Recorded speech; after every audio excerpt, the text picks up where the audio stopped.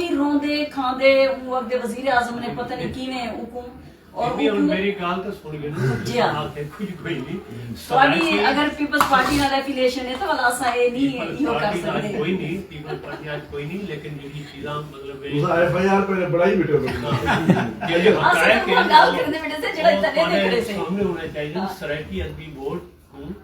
State ही fund करेंदी आई जो किताबों से पेंदियां उन्हें पीपल्स पार्टी ना आई सरायकी मजलिस अगर कोई करेंदी आई तो उन्हें स्टेट आपको जितना भी थोड़ा बहुत फंडिंग करेंदी आई स्टेट करेंदी आई उन्हें पीपल्स पार्टी ना आई ये वास्ते हर काम में पीपल्स पार्टी को घसीट के आना ये भी कोई मुनासिब तरीका नहीं है जब आप स्टेट की गल करने पे तो स्टेट के उन्होंने कामों को काफी अप्रीशिएट करना चाहिए सपोर्ट करना चाहिए जरा कि अगर आप समझते हैं कि वो नाकाफी है तो साकू उनके वास्ते मजीद एफर्ट्स करना चाहिए आज यूनिवर्सिटियों के अंदर सरायकी पढ़ाई होती है कॉलेजों के अंदर सरायकी पढ़ाई होती है सरायकी टीचर इन कॉलेज यूनिवर्सिटियों के अंदर असा उठा नहीं सकते होते कि जितना आज कोई 50 साल पहले आसे जरा 50 साल का सफर ये पूरा 50 साल का सफर तुम्हारे सामने होना चाहिए है और वही अहम गल है कि तुम अपने आप को सिंधी नाल या पंजाबी के नाल इक्वेट ना कीता करो कि सिंधियों का सफर 200 साल का सफर है तुम्हारा सफर बड़ी मुश्किल नाल 50 साल का सफर है तो ये जरा पूरा एक सफर है और उस सफर के अंदर जी स्ट्रगल है कोशिशें हैं और सिंधी के अंदर जितने जरा सिंधी का जितना भी वडेरा है बोथ इंटेलेक्चुअल भी और माली तौर पर भी दूसरे हवाले नाल भी वो सारा सिंधी जुबान और अदब की सपोर्ट ही चाहिए जरा सरायकी का अगर किथाई कोई यानी खामी अगर निकलती है तो वह है कि जरा सरायकी वडेरा है वो ना अदब लिटरेचर स्वाय दूसरा लोगों को छोड़ के मैं गवाह हाँ मसलन एक शख्स मखदूम सजाद कुरैशी था उन्हें मैं खुद किराया दी था 200 रुपए भी हैदराबाद वन उसे छोरा की मीटिंग थी पई है तू उठा वहां उनके शरीक थी तो कुछ लोग इंडिविजुअल्स पहला हिस्सा है ना थोड़ी गुफ्तगू और देन गिवन स्पेसेस जेडे हैं उन्हें कुछ ज्यादा इस्तेमाल गिवन स्पेसेस जो भी है और ये आखना कि कुछ कोई नहीं ये नहीं और वो गिवन स्पेसेस जेडे हैं उन्हें कोई इफेक्ट ठीक है अच्छा मैं एक गल मैं करना कि भाई तुसां सरायकी अदबी मजलिस की गल की जेल्लै सरायकी अदबी मजलिस चलती पई है जी उस वेले मैं उनका समाई सरायकी का एडिटर भी रह गया मैं उनका मैंबर भी हम रेगुलर उत्थां बात बह के करें गया असल दे विच कुछ लोग इंजे हैं जिन्हां दा अदब नाल कोई तल्लक है ना वो मैं बह के ऑब्जर्व किया जिले तक दिलशाद कलांचवी साहब या बाकी मतलब चलो दीन मोहम्मद शाह साहब सदर रह गए उन तो बाद जवेद चांडियो साहब रह गए मतलब एक मतलब वेले तक जेडे बाकी मार्का हैं उन्हें को एक जा चाहिए जिहदा जेड़ा पिया रह गया जेड़े को सरायकी अदबी मजलिस की जी ब्रिगेडियर नज़ीर अली जा ने मतलब उनका जेड़ा उनका मतलब है बनती तांत है कि सरकार आपस दू जड़े ना ग्रुप उन्हें जड़ा इख्तलाफ की वजह तो दरखास्त दे के और अपने विचों ही वो बंदे हैं जिन्हें सरायकी अदबी मजलिस के दफ्तर को बंद कराए इजाजत को ही गल का पता हो और मेरे को बार बार बोले डॉक्टर नवाज कावज साहब हैं मैं भी हम दीन मोहम्मद शाह साहब भी हैं असा उनके प्लेटफॉर्म पर बहुत प्रोग्राम कराएं इवें अपना अब्दुल्ला इरफान साहब हैं मलिक अब्दुल्ला इरफान साहब सब उन वेले लोग सांझ मौजूद है उन वेले मतलब उस्ताद फिदा खान गादी साहब मौजूद हैं और उन वेले वो जेड़े जज्बे दे नाल काम करते पे हैं उन काम दा अज असां सबक देते पे हैं अगर वो उन वेले काम ना शुरू कीते हुए ना ते अज जो सबक मिलता पे वो कहना हो उनदे एक अपनी गल तो नहीं करनी चाहिए नहीं बिल्कुल करनी चाहिए लेकिन मैं ये वास्ते कि असां तारीख दी चीज़ां काफ़ी छोड़ देने हैं फिदा गाड़ी जिसले आई तो एक बिया शख्स आई उनका नाम है मज़र आरिफ भाई जेड़ा वो सरायकी लोक सांझ दा आइडिया जी जेल को और इतना ही तो था मैं को बनावन वाला ठीक है नहीं ये देखो ना एक तारीख मेरे ये चीज़ां निशाबत करनी है यार ये निशाबत करनी है वही गल है कि जितना ई वक्त असा इंडस कल्चर फोरम पे मैरिज बैठे हैं ਇਹਦਾ ਜਿਹੜਾ ਇਨੀਸ਼ੀਏਟਰ ਹੈ ਜਾਂ ਇਹਦਾ ਜਿਹੜਾ ਆਈਡੀਆ ਹੈ ਉਹ ਵੀ ਮਜ਼ਰ ਆਰਿਫ ਸਾਹਿਬ ਦਾ ਇਹਦਾ ਕੋਈ ਸਾਨੂੰ ਚੰਗੀ ਤਰ੍ਹਾਂ ਯਾਦ ਹੈ ਅਸਾਂ ਜਿਹੜਾ ਇੱਕ ਮੀਟਿੰਗ ਵਿੱਚ ਬੈਠਿਆ ਸੀ ਇਹਨਾਂ ਨੇ ਆਖਿਆ ਆਈ ਕਿ क्यों ना खुशहाल खां खट्टक को सेंध दे जवंते पढ़ाया वने और सेंध दी चुशा लतीफ को मानते पेशावर ज दस्या वने ਅਸਲ ਗੱਲ ਇਹ ਹਨ ਜਿਹੜੀਆਂ ਕਰਨਾ तुम वाल इंडियन कल्चर फोरम वालियां ने ये आइडिया चाहता और खुद होते वाल ए ਅਸਲ ਮੈਂ ਇਹ ਗੱਲ ਦੀ ਇੱਕ ਵੀ ਵਜ਼ਾਹਤ ਕਰਾਂ ਦੇਖੋ ਮਜ਼ਰ ਆਰਿਫ ਸਾਹਿਬ ਮੇਰਾ ਤੁਹਾਡਾ ਤਾਲੁਕ ਜਿਲੇ ਤੁਸੀਂ ਮੁਲਤਾਨ ਹੁੰਦੇ ਆਵੇ ਨਾ ਉਹ ਵੇਲੇ ਦਾ ਮੈਂ ਤੁਹਾਨੂੰ ਮਤਲਬ ਆਂਦਾ ਵੇਂਦਾ ਵੀ ਰਹਿ ਗਿਆ ਸਾਰਾ ਕਰਦਾ ਰਹੇ ਹੁਣ ਤੁਸੀਂ ਇਹ ਵੀ ਯਾਦ ਰੱਖੋ ਕਿ ਮੇਰੇ ਨਾਲ ਅਗਰ ਕੋਈ ਮਤਲਬ ਹੈ ਅਸਾਂ ਆਪਸ ਦੀ ਸਾਂਝ ਨੂੰ ਵੀ ਤੋੜਦੇ ਹਾਂ ਮੇਰੇ ਨਾਲ ਅਗਰ ਕੋਈ ਗੱਲ ਥੀਂਦੀ ਹੈ ਤੇ ਹਮੇਸ਼ਾ ਤੁਸੀਂ ਇਹ ਗੱਲ ਦੇ ਗਵਾਹ ਹੀ ਵੇ ਕਿ ਮੈਂ ਤੁਹਾਡੇ ਨਾਲ ਗੱਲ ਕੀਤੀ ਹੈ ਕਿ ਯਾਰ ਮਜ਼ਰ ਆਰਿਫ ਸਾਹਿਬ ਇਹ ਮਾਮਲਾਤ ਹਨ ਇਹ ਕੋਈ ਇਵੇਂ ਸੈਟਲ ਨਹੀਂ ਥੀਂਦੇ ਇਹ ਗੱਲ मतलब ये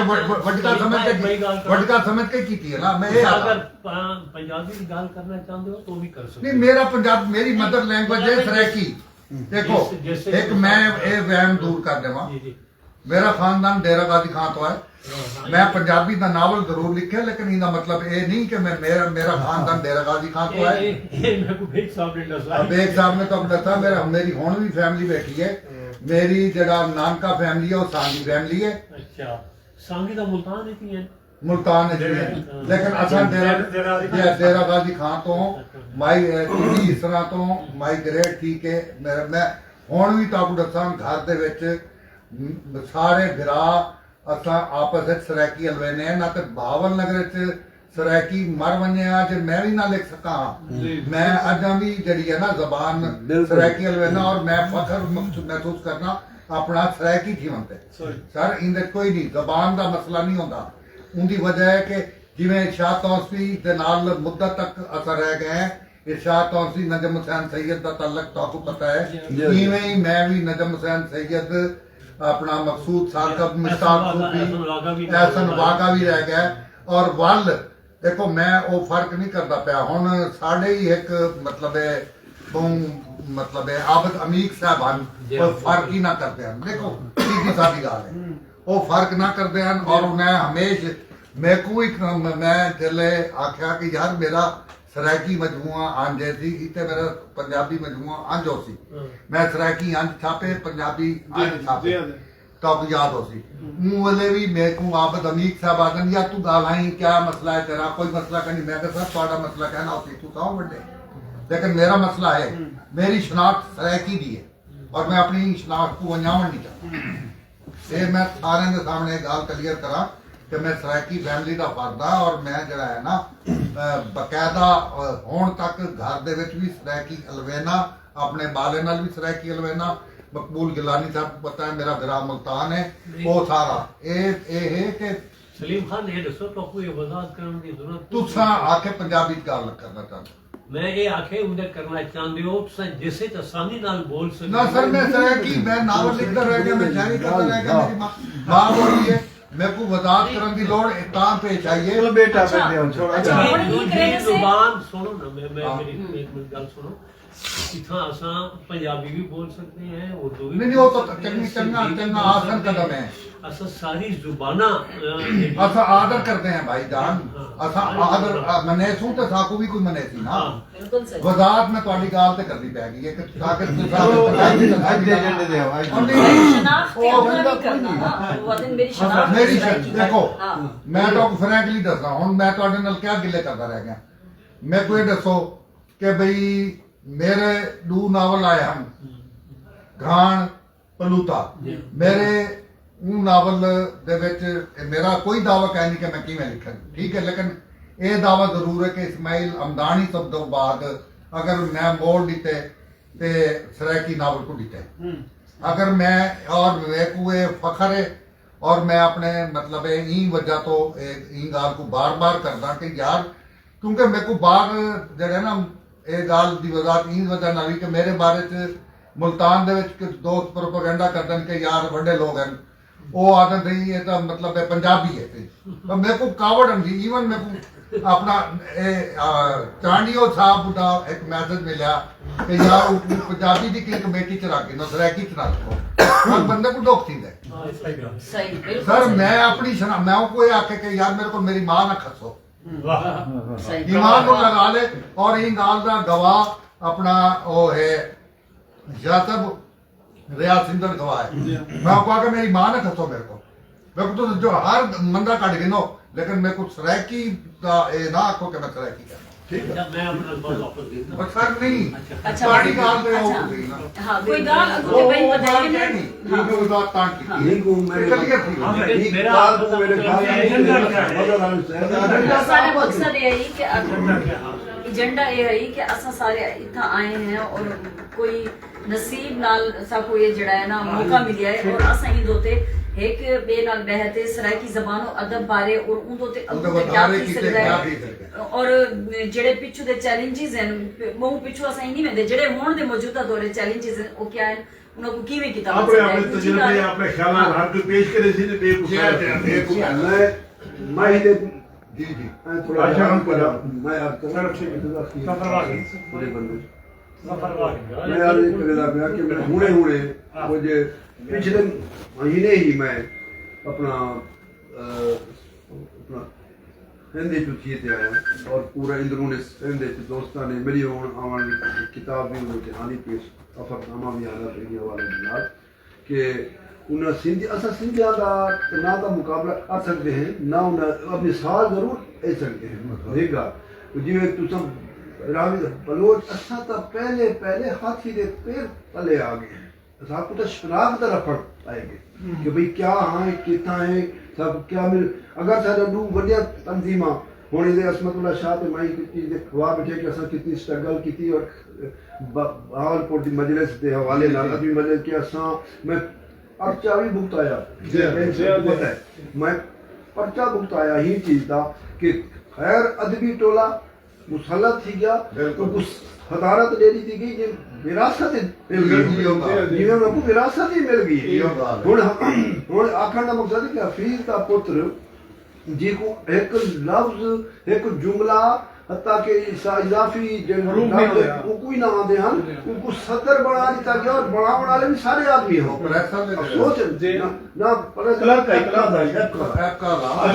अच्छा एक पूरा उनके नाल से स्ट्रगल की झेड़ा थिया रफड़ पिया मैं खर्चा भुगताया मेरे नाल ई हर शायद ही एक चीज दे अवा असमतुल्ला शाह मौजूद है वाला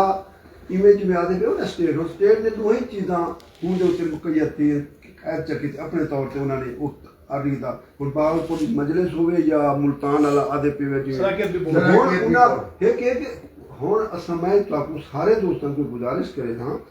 कि वो जमीन बची खड़ी है वो जा बची खड़ी है वो कंटोनमेंट दे आदि दे विच है और वो कंटोनमेंट दी आखे च जी एक आप वो असल जी गाल है साढ़े त्रै कनाला जमीन जड़ी है हे पई बल्दिया ने कोल हे पई असा को थोड़ी जी बई स्ट्रगल करते था कौन बाने दे वास्ते मेरे को असा को सारा को धरना देना पवे वफात हेते बनना पवे असा को मजलिस को बाकायदा बहाल कराना पोसी है ये हवाले ना उनदे विच हमेशा इवें थी दे कि जेले अपना इहो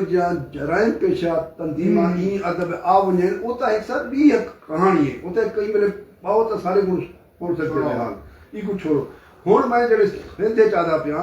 कि उन्होंने करे में नाम शुरू किया तो भिटाई पीडिया अच्छा भिटाई पीडिया दे हवाले नाल उन्होंने इक्वी ज़बान दे विच एक पूरा अच्छा लैंग्वेज अथॉरिटी उन्हां दी अंच है उन्हां दी मजलिसां अंच है उन्हां दा वडेरे तो गिनते छोटे बंदे तक सिंधी सकाफत कल्चर जमीन जबान को सपोर्ट करे दे भावे जिवें आप भावे इस्तेसाल अरे कोई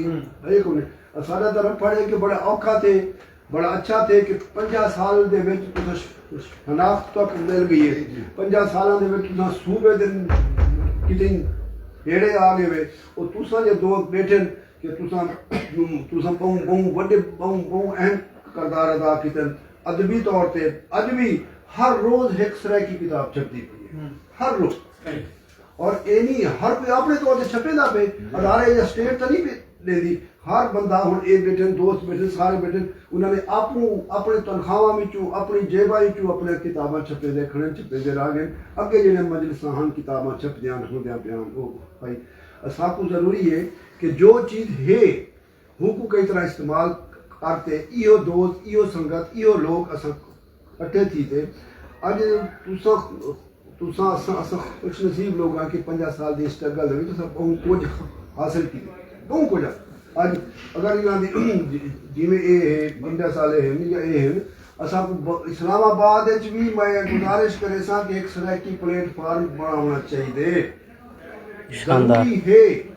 असां बे दे नुमाइंदे थी ते बे अपने नुमाइंदे कई बे दी जात आए बैठे होने सब को अपने तौर पे भी एक प्लेटफार्म सारा अपना भी होना चाहिए बेग साहब जब बंदा होवे मदर आरिफ जब बंदा इतना होवे असां तुसा सारे दोस्त आए हुए हों तो असां को जरूरी है कि सारा भी एक प्लेट अपना हो ते सिंध बहु अगुए ई हवाले ना सब कोई मिसाल नहीं दे सकते जी हाँ, शायद रेजा से सिंध इन्हें कितारा बड़ा है मिलके ना शायद ने बनाया जी जी सारे कोई कंपटीशन की गल कोई नहीं मतलब जब अस सिंध की गल करते हैं बिल्कुल तो कहते सिंध की पूरी हिस्ट्री जी है तो सारे वो सारे सामने होनी चाहिए जिस वेले मार्शल लगा है ना यूपी में ਉਹਲੇ ਦੋ ਇਦਾਰਿਆਂ ਤੇ ਮਾਰਸ਼ਲ ਵਾਲੋਂ ਨੇ ਕਬਜ਼ਾ ਕੀਤਾ ਹੈ ਬਾਕਾਇਦਾ ਫੌਜੀਆਂ ਨੇ ਠੁੱਡਾ ਮਾਰ ਕੇ ਦਰਵਾਜ਼ਾ ਖੋਲ ਕੇ जी जी ਤੇ ਇਦਾਰਿਆਂ ਤੇ ਕਬਜ਼ਾ ਕੀਤਾ ਹੈ ਇੱਕ ਇਦਾਰਾ ਹੈ ਪੀਪੀਐਲ ਪ੍ਰੋਗਰੈਸਿਵ ਪੇਪਰਸ ਲਿਮਿਟਡ ਜੀ, ਜਿਹੜਾ ਜੀ। ਇਮਰੋਜ਼ ਔਰ ਪਾਕਿਸਤਾਨ ਜੀ, ਦਾ ਜੀ, ਬਿਲਕੁਲ। ਤੇ ਦੂਜਾ ਇਦਾਰਾ ਹੈ ਸਿੰਧੀ ਅਦਬੀ ਬੋਰਡ ਉਹਦੇ ਉੱਤੇ ਵੀ ਫੌਜ ਨੇ ਇਵੇਂ ਠੁੱਡਾ ਮਾਰ ਕੇ कब्जा किया कब्जा किया उन्होंने लोगों को अरेस्ट किया सारा वो भी अपनी एक बड़ी हिस्ट्री है बड़ी एक है और वल सिंधी साहब जेह्ड़े स्कूलें च बहुत पहले दी यूनिवर्सिटी च कॉलेज च उन्हां दी जेह्ड़ी प्राइमरी तालीम है वो सारी जेह्ड़े भी वक्त सिंधी दोस्त साढ़े सामने वो तो अपनी प्राइमरी क्लास